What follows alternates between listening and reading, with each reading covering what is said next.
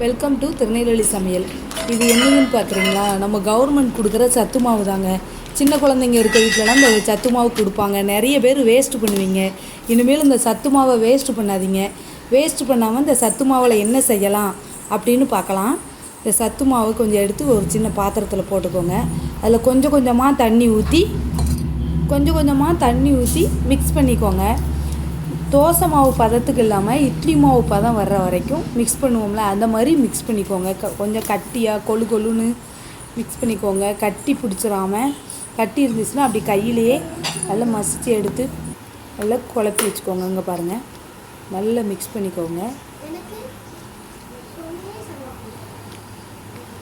இதில் கொழக்கட்டை செய்யலாம், புட்டு செய்யலாம்.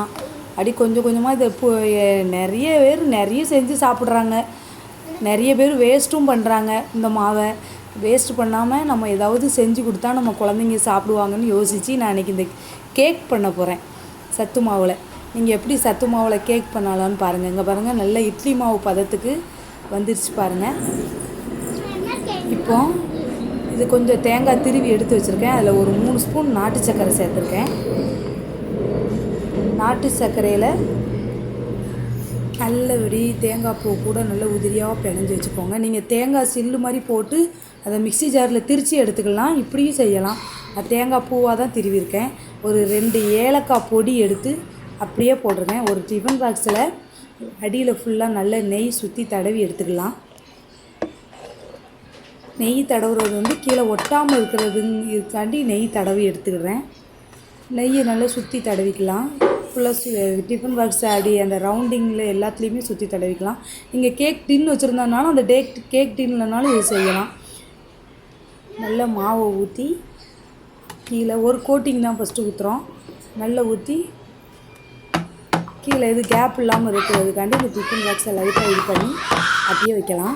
ஒரு இட்லி பாத்திரத்தை எடுத்து அதில் தண்ணி ஊற்றி அதில் இந்த இடியாப்பா வைக்கிறதுக்கு ஒரு பிளேட் உண்டு, அதை அப்படியே மேலே வச்சு ஸ்டீமிங்கில் அப்படியே தூக்கி இந்த டிஃபன் பாக்ஸை மேலே வச்சிடலாம். அப்படியே மூடி போட்டு மூடி வச்சுக்கலாம். ஒரு 5 மினிட்ஸ் அப்படியே மூடி வைங்க.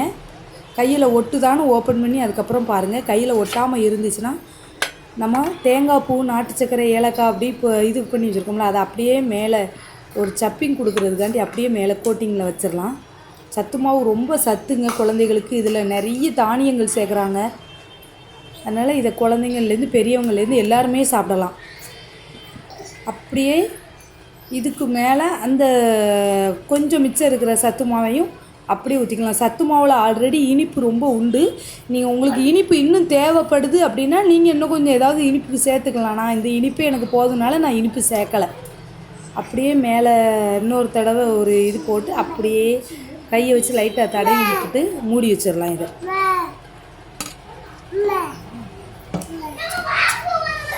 இங்கே பாருங்கள், அப்படியே தடவி மூடி வச்சிடலாம்.